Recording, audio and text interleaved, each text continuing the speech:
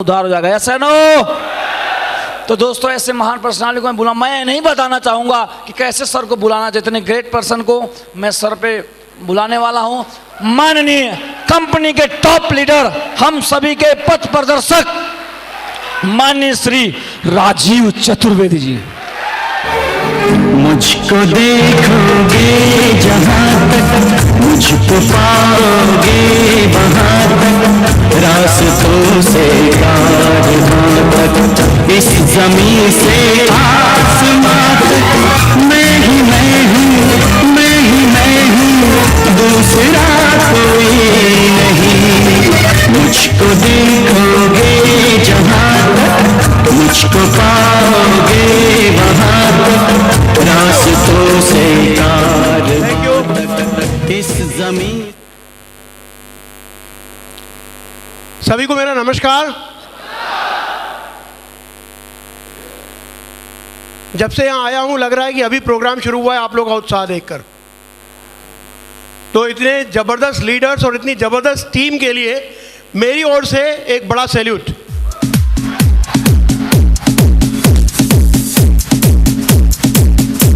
Thank you. आप लोगों का बहुत बहुत शुक्रिया, आपने बड़े सम्मान से बुलाया। लेकिन इस सम्मान के हकदार वो सारे लोग हैं जिन्होंने इस टीम को बनाया है। और इस टीम को बनाने में एक शख्स का बार बार नाम आ रहा था, घनश्याम जी का।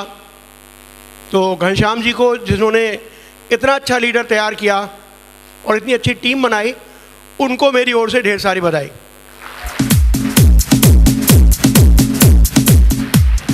भूषण जी को बधाई, दीपक जी को बधाई, परशुराम जी को बधाई, और बधाई आप सबके मेंटर, और उसके बीच में भी और लोग हैं, रवि जी को बधाई, महेश टेलर जी को बधाई। ये सारे आपके अपलाइंस हैं। माधव जी सारे नाम हो गए? अभी मैं माधव जी से पूछ के आया हूँ कुछ नाम। और इन सबके मेंटर जिन्होंने इस पूरी की पूरी टीम को तैयार किया, मार्गदर्शन दिया, आप लोगों को संस्कार दिए, उस लीडर को जो यहाँ मौजूद है, जो क्राउन लीडर है और उनका नाम है मिस्टर माधव सिंह कुशवाहा, उनको ढेर सारी बधाई। आप लोग को भी।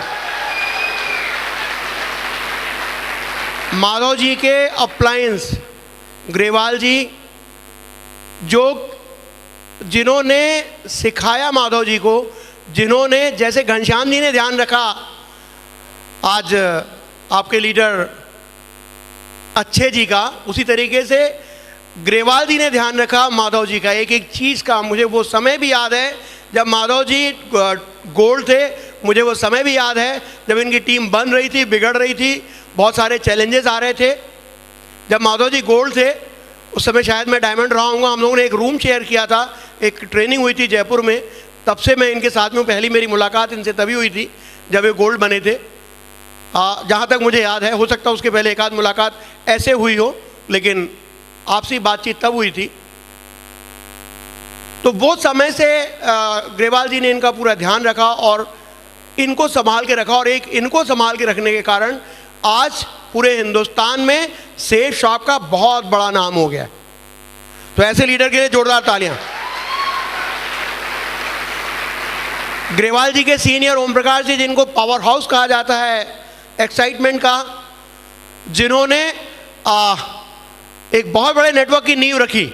उनके उत्साह के कारण बहुत सारे लोग इस बिजनेस को करे, कि बहुत सारे लोगों ने किया और उसके बाद फूले फले और बढ़े। और उनका मार्गदर्शन देने वाले मेरे वो लीडर मिस्टर संजय जैन, जिन्होंने इस सिस्टम को बनाने में दिन रात पढ़ करके, दिन रात सीख करके आप लोगों के लिए इतना अच्छा सिस्टम बनाने में मदद की, इतना अच्छा सिस्टम आपके लिए लेके आए, बहुत सारी ट्रेनिंग्स तैयार की, जिसके कारण इंसान केवल पैसा कमाने की मशीन नहीं बना, वो सीख भी पाया कि किस तरीके से इस बिजनेस को करना है और किस तरीके से एक इंसान बनना है। तो ऐसे संजय जैन जी और ओम प्रकाश जी के लिए भी जोरदार तालियां मैं चाहता हूं। दोस्तों ये नाम मैंने इसलिए लिए क्योंकि ये लोग वो लोग हैं जो कहा जाता है कि अपलाइन है, कहा जाता है कि मैं सबका अपलाइन हूं, लेकिन मैं कहता हूं कि मैं सबके नीचे हूं। क्योंकि यदि वृक्ष की बात करते हैं, बीज की बात करते हैं, तो जड़ें जितनी ज्यादा नीचे होंगी वो वृक्ष उतना बड़ा विशाल होगा। और ये जितने भी आपके अपलाइन हैं, ये आप लोगों के लिए जड़ का काम कर रहे हैं, और हम लोग आपके टॉप में नहीं हैं, हम आप लोग के बॉटम में हैं, आपको गिरने नहीं देंगे।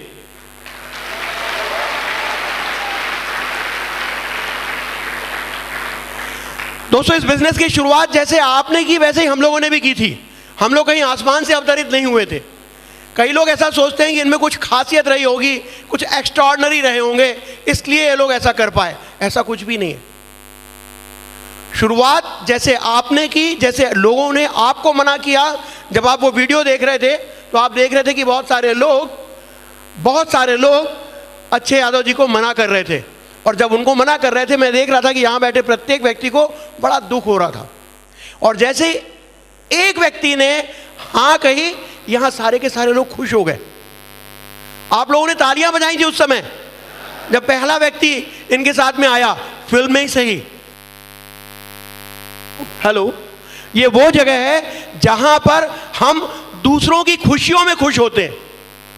ये केवल पैसे कमाने की जगह नहीं है, ये इंसान बनने और बनाने की जगह है, जिसका नाम सेफ शॉप है।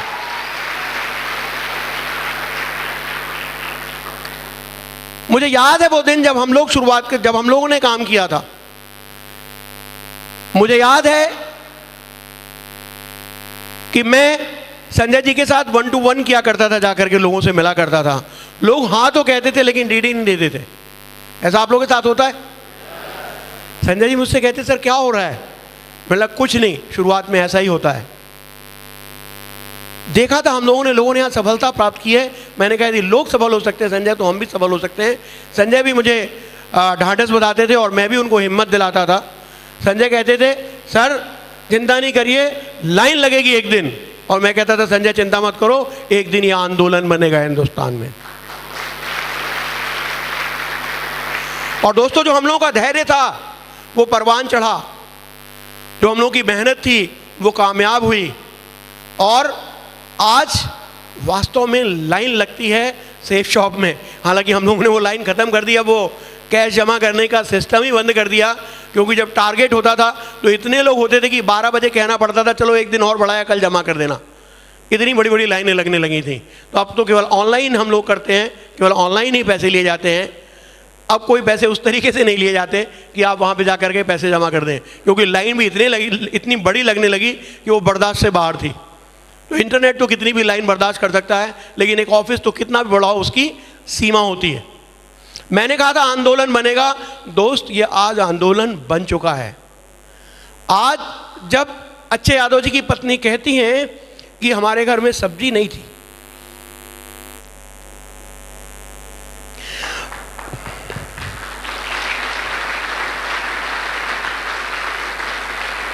लेकिन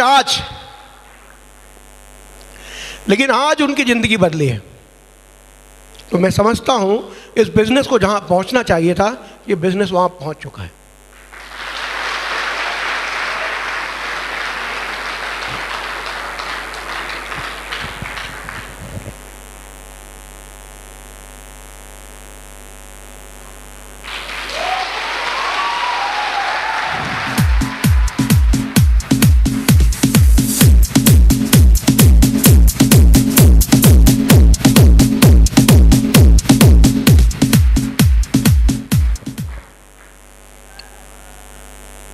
दोस्तों, यही तो सपना था जिन लोगों ने इस देश को बनाया था, जिन लोगों ने इस देश के लिए आज़ादी की लड़ाई लड़ी थी। वो चाहते थे कि देश अपने पैरों पे खड़ा हो, समाज के अंतिम स्थान पे जो आदमी खड़ा है वो भी सामने आ सके। और वो स्थिति सेफ शॉप के कारण संभव हो पा रही है। ये लेकिन उन्हीं के कारण संभव हो पा रहा है, उन्हीं लोगों के लिए संभव हो पा रहा है जो लोग इसको दिल से कर रहे हैं, प्राण प्रण से कर रहे हैं, जो लोग उन सारे सिद्धांतों को मान रहे हैं जो सिद्धांत पंडित जी आपने बताए थे यहाँ आकर के। गुरुजी ने जो सिद्धांत यहाँ बताए थे, वो 7 सिद्धांत बताए थे। आप केवल उतना सा वीडियो ही ले लेना कट करके जो इन्होंने बताया था। यदि उन 7 चीज़ों को आप मान लेते हो, जैसा कि हर सफल व्यक्ति ने माना है, तो आप भी वहीं पहुंचोगे जहां अच्छे यादव जी पहुंचे हैं, जहां माधव जी पहुंचे हैं, जहां संजय जैन जी पहुंचे हैं, जहां ओम प्रकाश जी पहुंचे हैं, जहां आपके सारे लीडर्स पहुंचे हैं, जहां अग्रवाल जी पहुंचे हैं। तो आपके लिए भी वो सारा कुछ संभव होने वाला है, लेकिन उसके लिए मेहनत तो करनी पड़ेगी, लेकिन लगातार करनी पड़ेगी। हम लोग मेहनत तो करते हैं, लेकिन हम लोग लगातार नहीं करते। हम लोग बीच बीच में भटक जाते हैं, हम लोग दाएं बाएं देखने लगते हैं, हम लोग मनोरंजन के चक्कर में पड़ जाते हैं। एक बार एक राजा ने क्या किया, उसने कहा कि जो भी व्यक्ति सवेरे से चलेगा और शाम को मेरे महल में पहुंच जाएगा, मैं उसको अपनी पूरी संपत्ति दान कर दूंगा। लोगों ने राजा को चिताया कि आप क्या बोल रहे हो, ऐसे तो बहुत सारे लोग पहुंच जाएंगे। बोले चलिए देखते हैं। राजा ने क्या किया कि जो उसी शहर में, उसी गांव में, पूरे अपने राज्य में मेला लगा दिया, आमोद प्रमोद के साधन इकट्ठा कर दिए। तो लोग तो घर से निकले, उन्होंने कहा शाम को पहुंचना है ना राजा के यहां, तो दिन भर तो हम लोग इसका आनंद ले लेते हैं, शाम को वहां पहुंच जाएंगे। और लोग आमोद प्रमोद में ऐसे डूबे कि एक भी शख्स शाम को राजा के यहां नहीं पहुंच सका। तो ऐसी जिंदगी है हमारी, हमको सब कुछ मिल सकता है, लेकिन कुछ दिनों का त्याग हमको करना पड़ेगा। कुछ दिनों का, बजा लीजिए ताली। कुछ दिनों के लिए आमोद प्रमोद से दूर रहना पड़ेगा। जितने भी सफल लोग हैं दुनिया में, उनसे जब पूछा गया कि आपकी सफलता का राज क्या है, चाहे वो कपिल देव थे, चाहे वो सीनियर एक्टर्स थे जिनके बड़े बड़े नाम हैं, जब उनसे पूछा गया तो उन्होंने एक ही बात बताई कि हमारे सफलता के रास्ते में हमको ये पता नहीं था कि दुनिया में क्या हो रहा है, हमें पता नहीं था। तो हमारे ऐसे बहुत से लीडर्स हैं जिनको नहीं मालूम है कि दुनिया में क्या हो रहा है, लेकिन बहुत से लोग ऐसे भी हैं जो चाहते हैं कि दुनिया में क्या हो रहा है वो भी जान लें और यहाँ से हमें डायमंड का लड्डू भी ले लें। तो दोस्त, दोनों लड्डू एक साथ हाथ में नहीं आते। एक बार डायमंड का लड्डू ले लो, उसके बाद डायमंड का लड्डुओं का कटोरा, थाल या बरसात आपके घर में होने वाली है। आप एक बार लेकिन थोड़ा सा पेशेंस तो रख लो। कहते हैं कि भगवान जब देता है तब छप्पर फाड़ के देता है, सुना है आप लोगों ने? भगवान देता है तो छप्पर फाड़ के देता है, लेकिन जब छप्पर फटता है ना तो हमें कष्ट होने लगता है, और हमें कष्ट होने लगता है और हम कहते हैं भगवान ये एक छप्पर ही तो था, वो भी तू फाड़ रहा है। और हम कहते हैं भगवान ये छप्पर नहीं फटना चाहिए, फिर वो छप्पर फटना बंद हो जाता है। तो दोस्त, जब आपका महल बनना होगा तो याद रखना, सबसे पहले आपका छप्पर फटेगा। उस छप्पर के फटने के लिए तैयार रहना, उस चुनौती को झेलने के लिए तैयार रहना, वो मेहनत करने के लिए तैयार रहना जो सफलता की कीमत होती है। क्या आप लोग सफलता की कीमत देने के लिए तैयार हैं? यदि आप सफलता की कीमत देने के लिए तैयार हैं तो सफलता आपके कदमों में है। लेकिन यदि आप सफलता की कीमत, हर चीज की कीमत होती है, यदि आप सफलता की कीमत नहीं देना चाहते तो आपको वो सफलता कभी भी नहीं मिलने वाली है। तो मैं समझता हूं जब इतनी अच्छी टीम यहां पर मौजूद है, जिसके लीडर्स इतने संघर्षवान हैं, जिन लीडर्स ने संघर्ष करके बताया, तय करके सिद्ध कर दिया कि हम किस तरीके से चाहे जिंदगी में कुछ भी चैलेंज आए, हम तो चलते रहेंगे, चलते रहेंगे, चलते रहेंगे, चरैवेती का सिद्धांत का पालन करेंगे और हम उस दिन एक दिन जरूर मंजिल पहुंचेंगे। क्योंकि जो बीच राह में बैठे हैं वो बैठे ही रह जाते हैं, जो लगातार चलते रहते हैं वो निश्चित मंजिल को पाते हैं। तो हमें लगातार चलना होगा, हमें रोज चलना होगा, हमें रोज बूंद बूंद करके काम करना होगा, अपना घड़ा भरना होगा। सुबह का समय बिल्कुल भी वेस्ट नहीं करना है। कितने लोग हैं जो 6 बजे के बाद उठते हैं, ये बताइए? अच्छा छोड़िए, कई लोग ईमानदारी स्वीकारोक्ति नहीं करेंगे। कितने लोग हैं जो 6 बजे के पहले उठ जाते हैं? देखिए, समझ में आ रहा है? आधे लोग हैं। तो आपके लिए ये 6 बजे से 8 बजे तक का जो समय है, ये आपके लिए बोनस सिद्ध हो सकता है। और 6 बजे उठ के भी कुछ नहीं होने वाला है यदि 6 से 8 कुछ नहीं किया तो। केवल उठना नहीं है, मालूम पड़ा उठने के बाद आपने क्या किया कि टीवी चला लिया और टीवी के आगे बैठ गए, या फिर कोई दूसरे ऐसे अनप्रोडक्टिव कामों में लग गए जिसका कोई आपकी ज़िंदगी में योगदान नहीं है, ऐसे कामों में लग गए। ये 2 घंटे बहुत महत्वपूर्ण हो सकते हैं। आप तैयार हो सकते हैं, आप उसमें ध्यान कर सकते हैं, आप उसमें आधे घंटे में आप थोड़ी बहुत एक्सरसाइज भी कर सकते हैं। 1 घंटा आपके लिए पर्याप्त है, जिसमें आप नहा भी सकते हैं, जिसमें आप अपने दैनंदिन कार्य भी पूरे कर सकते हैं, ध्यान भी कर सकते हैं और एक्सरसाइज भी कर सकते हैं। 1 घंटे में सब कुछ हो सकता है। और उस 1 घंटे के बाद जो अगला 1 घंटा है, उस 1 घंटे में आप 7 से 8 के बीच में अपने टीम के लोगों से बात कर सकते हैं। मैंने जब शुरुआत की थी तो रोज 8 बजे सुबह मेरे घर में एक गेस्ट होता था, मुझे जाना नहीं पड़ता था। मैं लोगों से बोलता था, यार कल मेरे यहाँ आप चाय पे आमंत्रित हैं, क्योंकि मेरे पास ज़्यादा समय नहीं था, मुझे ऑफिस जाना होता था। तो 8 बजे मेरा एक दोस्त कोई ना कोई मेरे घर में चाय पे जरूर आता था। तो जब मैं उसको चाय पिलाता था तो साथ में वाई भी पिलाता था। वाई क्या होती है? हमारी बातचीत, हमारा प्रेजेंटेशन। और यदि 30 दिन में यदि 30 लोगों को प्रेजेंटेशन दिखाया तो आप क्या सोचते हैं 10 लोग ज्वाइन होंगे कि नहीं होंगे? तो वो सुबह के समय का मेरा उपयोग था, 8 से 9 का। और उनसे वो कहते थे, तब हम लोग कंप्यूटर का जो एजुकेशन का पैकेज है उसको ज़्यादा प्रमोट करते थे। वो कहते थे कंप्यूटर सीख के मैं क्या करूंगा, कंप्यूटर मेरे किसी काम का नहीं है। हम उनसे पूछते थे, यदि मान लो तुम्हारी नौकरी में तुमको तनख्वाह कितनी मिलती है? बोले 15,000 रुपये, 12,000 रुपये, 10,000 रुपये, यही तनख्वाह होती थी सरकारी नौकरी में। बोलते इतनी। मैंने बोला यदि मान लो कि तुमको संस्कृत सीखने के 50,000 मिलेंगे तो तुम सीखोगे? क्या जवाब होना चाहिए था? बोले हाँ जरूर सीखेंगे। तो मैं बोला जब 2 लाख रुपए हफ्ता मिलने की बात है तो फिर ये कंप्यूटर सीखना चाहिए कि नहीं सीखना चाहिए? बोले सीखना चाहिए, बताओ क्या करना है। और उन्हीं के हाथों से उनका रजिस्ट्रेशन करवाता था कंप्यूटर पे। बोलते थे कंप्यूटर इतना आसान होता है क्या? एक्चुअली कितने लोग हैं जो कंप्यूटर नहीं चलाते? छोड़िए, गलत सवाल। कितने लोग हैं जो कंप्यूटर चलाते हैं? नहीं चलाने वाले ना, हम लोग को पता नहीं वो खड़ा करने में, हमें अपनी कमजोरी बात करने में पता नहीं क्यों हमें बड़ा शर्म आती है। यदि हम नहीं चलाना जानते तो कोई बात नहीं है, लेकिन आज का समय है कि कंप्यूटर चलाना सीख लें तो जिंदगी आसान हो जाएगी। पहले हम लोगों को पता पूछना पड़ता था, आजकल पता हमें नहीं पूछना पड़ता, गूगल मैप बताता है मोबाइल पे, हमें पता नहीं पूछना पड़ता। हम लोगों ने जब शुरुआत की थी मैं लोगों से कहता था कि भैया यदि कंप्यूटर नहीं सीखोगे तो आने वाले समय में आपके बच्चे कहेंगे पापा आपको इतना भी नहीं आता। अभी आप कहते हो बेटा तुमको इतना नहीं पता, लेकिन आने वाले समय में बच्चे ऐसा कहने वाले हैं। और वो समय देखिए 16 साल में आ गया है। लोग अपने माँ बाप को क्वेश्चन करने लगे, पापा आपको इतना सा नहीं आता, आपको इतनी सी बात नहीं आती, आप कंप्यूटर नहीं चला सकते। और कंप्यूटर चलाना कितना आसान है। जिस आदमी के पास दिमाग है और जो उंगली चला सकता है, अंग्रेजी छोड़ दीजिए, अंग्रेजी सीखने की जरूरत नहीं कंप्यूटर चलाने के लिए। ABCD कोई भी समझ सकता है थोड़े दिनों के बाद। इतना सा यदि कर सकता है तो वो कंप्यूटर चला सकता है। तो मैं लोगों को रोज सुबह जरूर एक व्यक्ति को प्रेजेंटेशन दिखाता था। और जब सारे लोग सीख गए वो प्रेजेंटेशन, जब मेरी टीम में इतने लोग बढ़ गए कि अब लीडर्स आ गए थे, तो मैंने खुद प्रेजेंटेशन दिखाना 1-to-1 बंद किया। शाम को 7 से 9 रोज प्रेजेंटेशन दिखाता था मैं। रोज 7 से 9 एक हॉल में लोगों को बुलाता था और वहां पर प्रेजेंटेशन दिखाता था।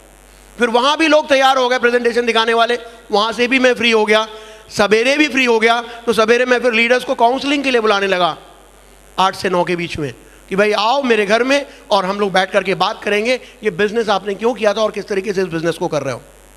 मेरे पास समय नहीं होता था को मुझे 11 से 5 ऑफिस होता था कहने के लिए, लेकिन कभी मैं 7 बजे, कभी 9 बजे, और जब और भी काम होते थे तो कभी कभी रात भर भी हम लोगों को ऑफिस में बैठना पड़ता था, कभी जिम्मेदारी की नौकरी थी। लेकिन उसके बावजूद रोज लगातार मैंने सेफ शॉप के बिजनेस को किया। कहना गलत है, मैंने बिल्कुल नहीं किया इस बिजनेस को, मैंने इस बिजनेस को जिया है। इस बिजनेस को मैंने खाया है, इस बिजनेस को मैंने पिया है, इस बिजनेस को मैंने सोया है, और इस बिजनेस को मैंने जो भी आप कह सकते हैं, मैंने दिन रात मेरे दिमाग में केवल एक ही बात चलती थी। जैसे घड़ी की टिक टिक चलती है वैसे दिमाग में केवल safe shop, safe shop, safe shop, safe shop, safe shop, safe shop, बस यही चलता है। तो जब आपका फोकस यदि किसी एक जगह पर है, यदि आप सवेरे से लेकर रात तक हमेशा ये कहते हैं कि मैं डायमंड बन गया हूं, मैं डायमंड बन गया हूं, मैं डायमंड बन गया हूं, तो कहते हैं 24 घंटे में एक बार सरस्वती आपकी जबान पे निवास करती है, तो एक बार कई बात तो पूरी हो ही जाएगी। तो आपको हमेशा एक बात ध्यान में रखनी है कि आपका जो सबकॉन्शियस माइंड है उसको स्वीकार करने भर की बात है। आपका हमारा सबके पास एक राइट माइंड है और एक लेफ्ट माइंड है। हमारे माइंड के दो हिस्से हैं, एक तार्किक है और एक सबकॉन्शियस है, जो सोचता है, जो विजनरी होता है। तो जब आपका अपलाइन कहता है कि तुम डायमंड बन जाओगे, जो तार्किक दिमाग है वो कहता है यार ऐसा कैसे हो सकता है। मैं आज तक कभी, वो कह रहे थे ना अभी आपके लीडर अच्छे यादव जी, कि मैं हमेशा ना, माधव जी कह रहे थे कि मैं हमेशा सेकंड आया, बीच में आया, ना टॉप में आया ना कभी बॉटम में आया। क्यों? क्योंकि ऐसा होता आया, कभी ऐसा हुआ ही नहीं कि मैं टॉप पे आया, तो यहाँ कैसे टॉप पे आऊँगा। लेकिन यहाँ टॉप पे बैठे कि नहीं बैठे। मुझे मेरे एक शिक्षक, जब हम लोग ऐसे प्रेजेंटेशन दिखाते थे, शुरुआती दिनों की बात है, मेरे स्कूल के एक शिक्षक थे, वहाँ बैठे हुए थे, उन्होंने बोला राजीव तुम बोलते हो सब लोग डायमंड बन जाएंगे, सब डायमंड बन जाएंगे, ऐसा कैसे हो सकता है। कभी ऐसा होता है कि क्लास में हर आदमी फर्स्ट आता है? होता है ऐसा? उन्होंने मुझसे पूछा कि राजीव ये बताओ, तुम कहते हो सब डायमंड बन जाएंगे, मैं भी नहीं बना था तब, ऐसा कैसे हो सकता है कि हर आदमी डायमंड बनेगा, हर आदमी फर्स्ट आ जाएगा, ऐसा कैसे हो सकता है। तो मैंने उनसे कहा कि सर आप सही कह रहे हो, क्लास में हर आदमी फर्स्ट नहीं आ सकता, लेकिन यहाँ हर आदमी डायमंड बन सकता है। क्योंकि यहाँ हर आदमी फर्स्ट आ सकता है, क्योंकि यहाँ फर्स्ट आने के लिए एक साल नहीं है, आप 2 साल में बन सकते हो, आप 3 साल में बन सकते हो, आप 4 साल में बन सकते हो, आप 5 साल में बन सकते हो, यह आपके हाथ में है। तो यहाँ बैठा हर आदमी फर्स्ट आ सकता है, यहाँ बैठा हर आदमी डायमंड बन सकता है, बस कीमत उतनी चुकानी पड़ेगी जितनी अच्छे यादव जी ने चुकाई है, जितनी आपके सीनियर्स ने चुकाई है, वो कीमत बस आपको देनी है। क्या वो कीमत देने के लिए आप तैयार हैं? तैयार हैं? आप लोग इतने कमिटेड हैं ना कि सवेरे से मैं देख रहा हूं लगातार अपनी सीट से आप हिले भी नहीं है। आपको कौन आपकी सफलता से हिला सकता है? कोई नहीं हिला सकता। मुझे आने वाले समय के जो 1000 डायमंड की बात कर रहे थे माधव जी, वो सारे के सारे यहां बैठे हुए दिखाई दे रहे हैं।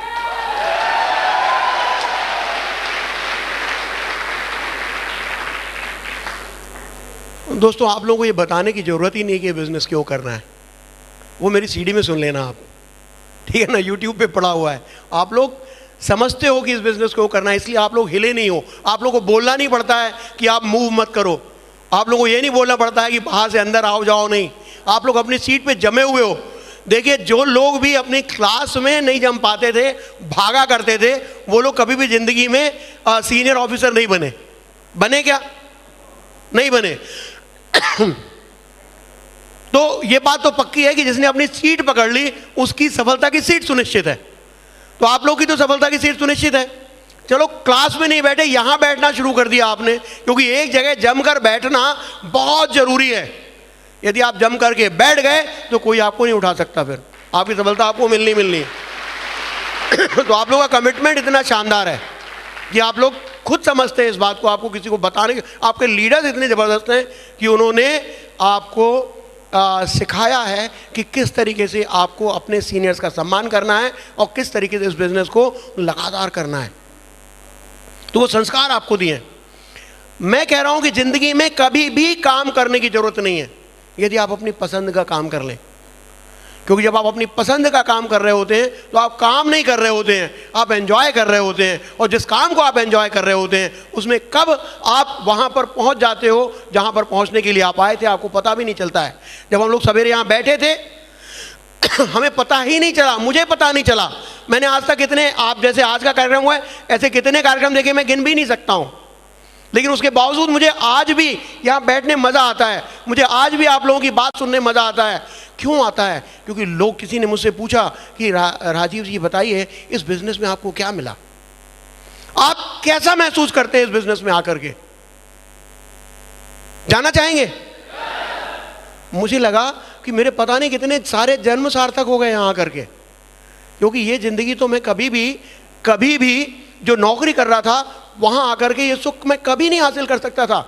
जैसा कि अच्छे यादव जी ने बताया कि उन्होंने एक आंख में खुशी के आंसू देखे कि सर आपने मेरी ज़िंदगी बदल दी, आज मैंने हज़ारों आंखों में ये आंसू, खुशी के आंसू देखे हैं, तो मुझे कैसे नहीं लगेगा कि मेरी ज़िंदगी सार्थक हो गई। तो यदि आप अपनी ज़िंदगी सार्थक करना चाहते हैं दोस्तों, तो इससे अच्छा काम है ही नहीं, इससे अच्छा काम है ही नहीं। नौकरी करेंगे सुनना पड़ेगा, बिजनेस करेंगे कब पॉलिसीज चेंज हो जाएं, नई चुनौतियां आ जाएं, उनको झेलना पड़ेगा।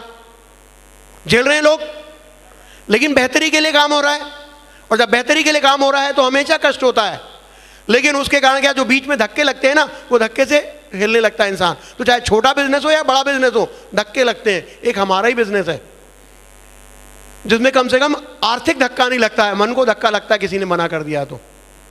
लगता है कि नहीं लगता है? किसी ने मना कर दिया, यार नहीं करूंगा ना, तो बड़ा दिल खराब होता है। लगता है ये छोड़ो अपनी घंटी माला और चले अपने घर, बोले नौकरी कर लेंगे लेकिन किसी का ना नहीं सुनेंगे। लेकिन दोस्त, जिसको भी बड़ा बनना है ना, वो ना सुन करके ही बड़ा बना है।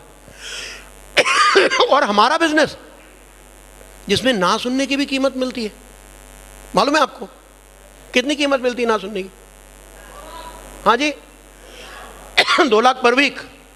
वो तो बाद में पता चलता है, डायमंड बनने तक कितनी कीमत मिल चुकी होती वो मैं आपको बताता हूं। हमारे प्रेजेंटेशन में जब हम लोग बताते हैं कि एक व्यक्ति इस बिजनेस में आता है तो कितने पैसे मिलते हैं?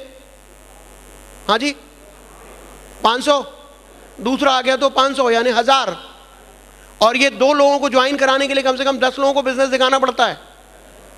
तो 10 लोगों में 1000 आए तो एक आदमी पे कितने मिले? 100 रुपए। गलत है ये गणित। हर आदमी पे हमको 5000 रुपए मिलते हैं यदि किसी ने ना भी कह दिया तो। कितने लोगों को ये बात पता है? नहीं पता आपको? कुछ सीनियर्स को मालूम है बस। ये मेरा कैलकुलेशन है कि हर आदमी जिसके पास जाते हो वो इस बिजनेस को करेगा, प्रोडक्ट खरीदेगा या नहीं खरीदेगा, आपको 5000 रुपए मिलेंगे। अब इसको समझ भी लो कि कैसे मिलेंगे। ये मेहनत वाला रास्ता है। मैंने सारे डायमंड से पूछा कि तुमको सॉरी मैं तुम तो बोलता ही नहीं, अब भूल गया मैं तुम बोलना, और इस बिजनेस की देन है ये कि आपको इस बिजनेस में 10,000 की टीम बनाने में 50 लाख रुपए कमाने में कितने लोगों को 1-to-1 प्लान दिखाना पड़ा। मालूम है क्या बोला उन्होंने? एक भी डायमंड ने ये नहीं बोला कि उसने 600 से ज्यादा लोगों को प्लान दिखाया हो 1-to-1। मेहनत तो हमारी वही है ना, 1-to-1। उन्हीं 600 लोगों से तो हाँ या ना सुनते हैं। तो मैंने सोचा यदि 600 को यदि 1000 का फिगर ले लें, यदि हमको 1000 लोगों से मिलना पड़े 50 लाख रुपए कमाने के लिए, 1000 लोगों से मिलना पड़े, आप लोग मिलने के लिए तैयार हैं या नहीं है ये बताइए पहले। तो यदि आप 1000 लोगों से मिलने के लिए तैयार हैं और 1000 लोगों में से मात्र 200 लोग इस बिजनेस को ज्वाइन करते हैं और 800 लोग मना कर देते हैं, तो आपके बिजनेस में कितने लोग आए? कितने लोग आए? और वो जो 200 लोग आपके बिजनेस में आए थे जिन्होंने आपसे प्रोडक्ट खरीदा था, उन 200 में से केवल 5 लोग 200-200 की टीम बनाते हैं, तो आपकी टीम कितनी हो जाएगी? केवल 5 लोग 200-200 की टीम बनाते हैं। बहुत साधारण सा सवाल है यार, 5वीं क्लास से भी छोटा है। 1000 लोगों की टीम बन जाएगी, ठीक है? क्या वो 1000 लोगों की टीम बनाने में आपने 1-to-1 दिखाया था? नहीं दिखाया। दिखाया भी तो कोई फर्क पड़ता नहीं, क्योंकि आपको सिद्धांत पता पड़ गया है। लेकिन आपको नहीं दिखाना पड़ता, क्योंकि 200 लोगों की टीम को आपको बताना पड़ता है कि काम कैसे करना है। अभी आपका रोल बदल जाता है, अब आप ग्रुप में प्रेजेंटेशन दिखाने लगते हैं। और जब 1000 लोग इस बिजनेस को ज्वाइन करते हैं और उस 1000 में से केवल 10 लोग 1000 की टीम बना ले, 1000 में से केवल 10 लोग 1000 की टीम बना ले, तो आपकी टीम कितनी बनती है? कितनी बनती है? और 10,000 की जब आपकी टीम हो जाती है तो आपको कितने पैसे मिलते हैं? 50 लाख रुपए। लेकिन आपने कितने लोगों को प्रेजेंटेशन दिखाया था? 1000। पैसे कितने मिले? 50 लाख को 1000 से भाग दे दो, 5000 आया। कितने लोगों को ये बात समझ में आ गई? आपको लगता है जादू है? हाँ ये जादू है, लेकिन ये जादू समझने की जरूरत है।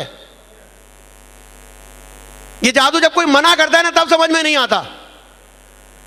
पहले मुझे भी समझ में नहीं आता था, जिस दिन से मुझे समझ में आने लगा मैंने बड़े धड़ल्ले से काम करना शुरू कर दिया। एक दिन मैंने 5 नहीं 7 लोगों को प्लान दिखाया था, घूम घूम करके दिन भर। संडे का दिन था, जब घर लौटा तो वाइफ ने पूछा कितने लोग ज्वाइन हुए। आपसे भी पूछती होंगी कितने लोगों ने इस बिजनेस को करना स्वीकार किया। मैंने बोला किसी ने नहीं। बोले आज का दिन बेकार हो गया, इससे अच्छा तो तुम मेरे साथ आज संडे मनाते। मैंने कहा डार्लिंग एक दिन हर दिन संडे होगा, चिंता मत करो। और दोस्तों हुआ वो दिन आया जिस समय क्लोजिंग थी ना, वो साथ के साथ एक साथ आ गए।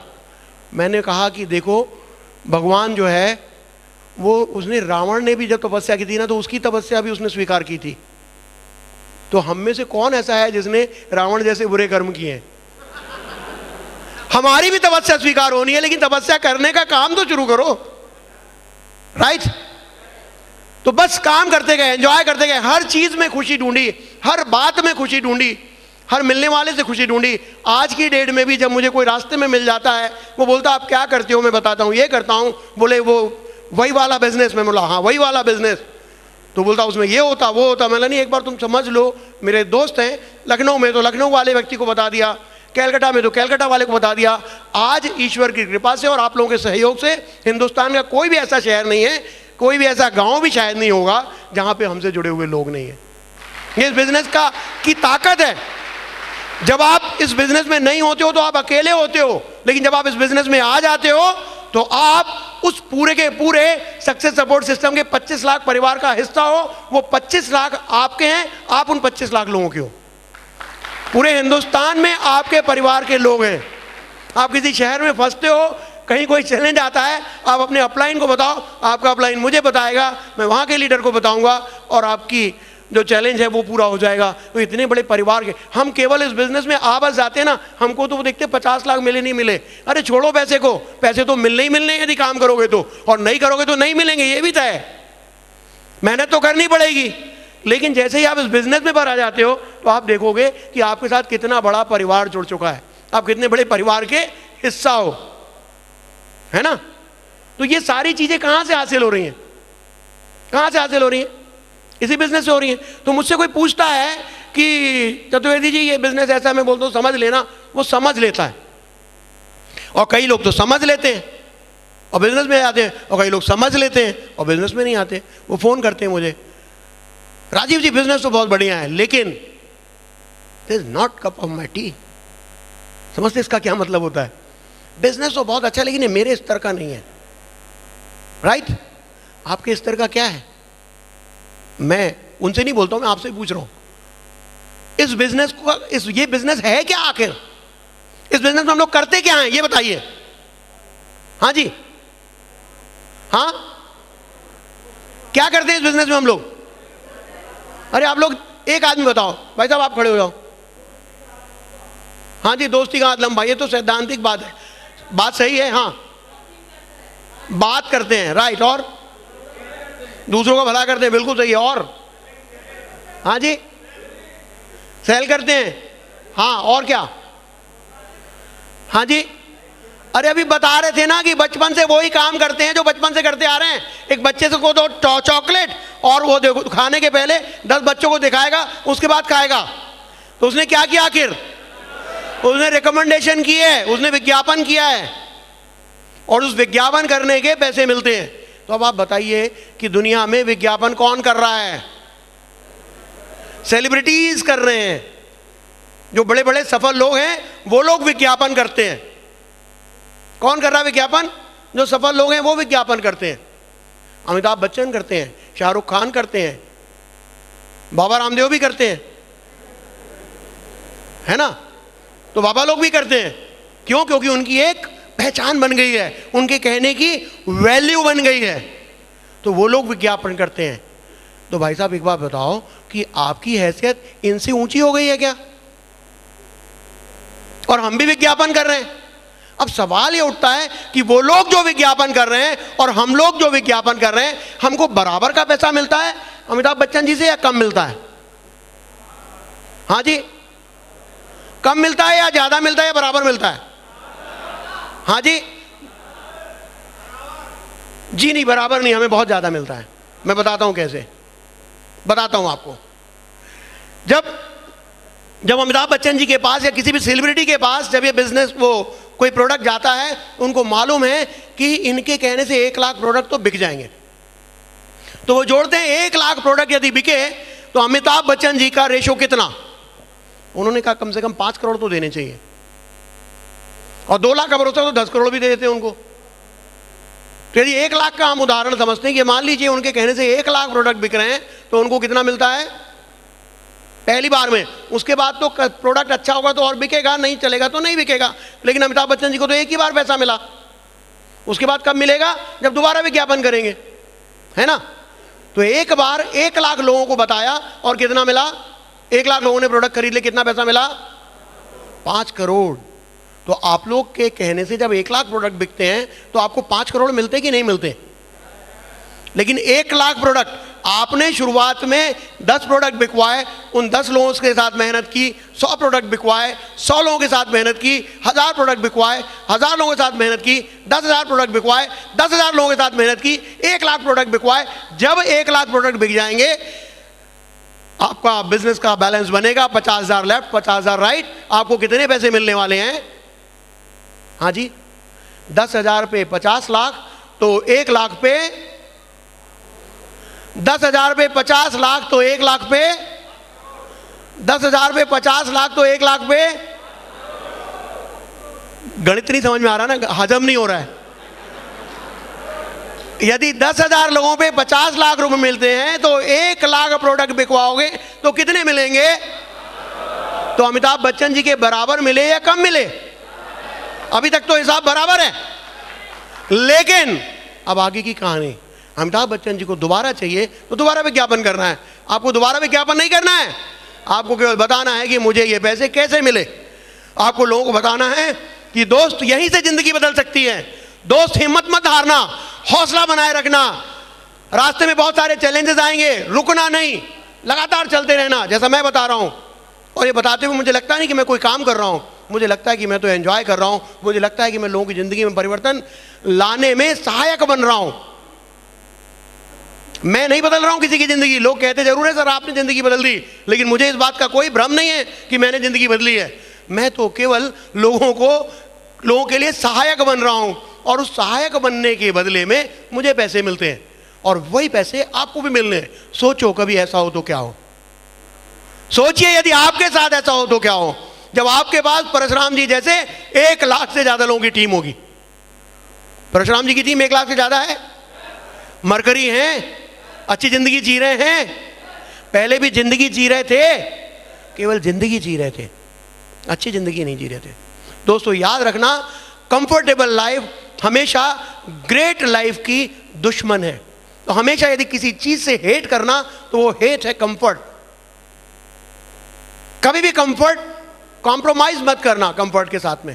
जब आप कंफर्ट के साथ में कॉम्प्रोमाइज करते हो तो क्या होता है कि आप ग्रेट लाइफ के दुश्मन हो जाते हो। आपको ग्रेट लाइफ कभी मिल नहीं सकती। तो फिर मैं आता हूं उसी मुद्दे पे कि एक आदमी जब हां कहता या ना कहता तो आपको कितने मिलते हैं, कितने मिलते हैं, 5,000। अभी क्लियर है मामला। तो अभी यदि मान लीजिए किसी को फोन किया, वहां पहुंच गए, पेट्रोल भी खर्च हुआ, शायद आपने चाय भी पिला ली, खर्च हो गया लगभग 100 रुपए, तो ये 100 रुपए का जाने का दुख तो नहीं गाओगे ना, दुख तो नहीं गाओगे ना, क्योंकि कितने बचे, 4,900 रुपए बचे हैं। लेकिन मिलेंगे कब, जब आप पूरी 1,000 की काउंटिंग कर लोगे तब। आप ये नहीं सोचोगे, क्योंकि जो मजदूर होता है ना उसको दिन की तनख्वाह मिलती है, जिसको लेबर कहते हैं। तो मजदूर दिन पे काम करता है, सुपरवाइजर हफ्ते पे काम करता है, ठीक है। जो बड़े बिजनेस, जो नौकरी वाला वो मंथली काम करता है, जो बड़े बिजनेसमैन होते हैं वो 10 साल के लिए काम करते हैं।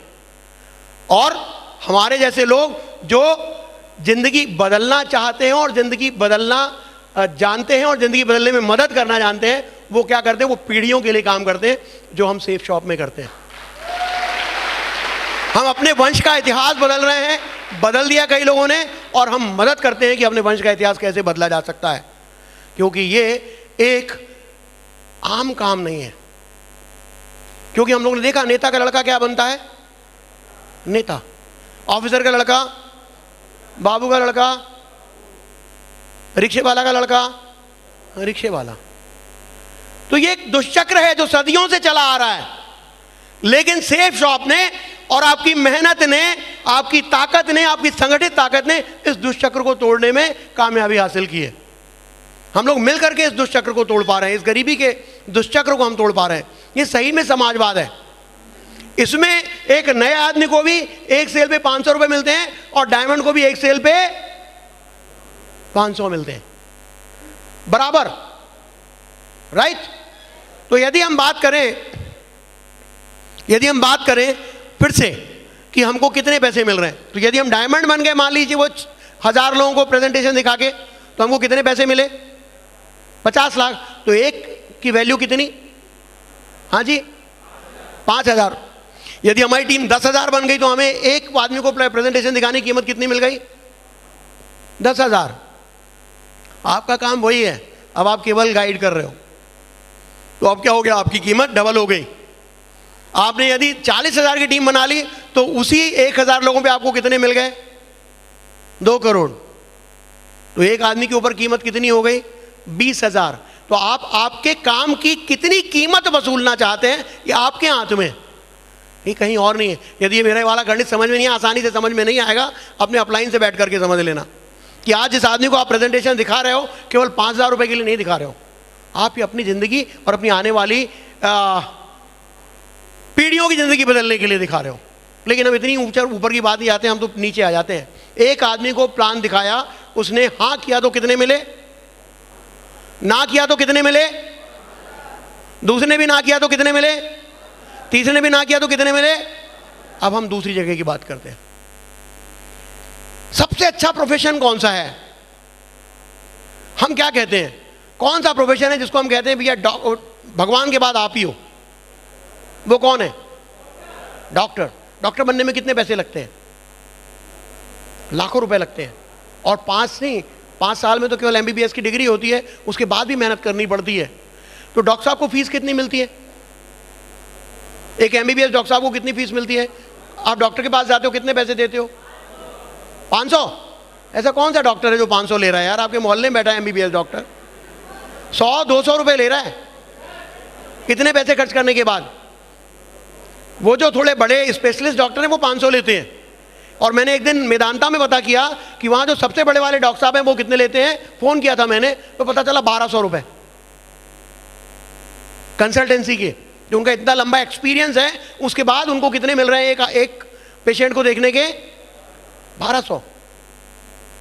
और उनको पूरी जिंदगी पेशेंट देखना है, और आपको 1000 पेशेंट गरीबी के देखने हैं।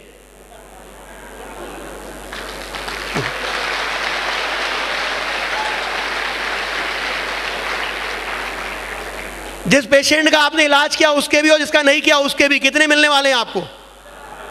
कौन सी डिग्री कर ली थी आपने जो नाराज हो जाते हो?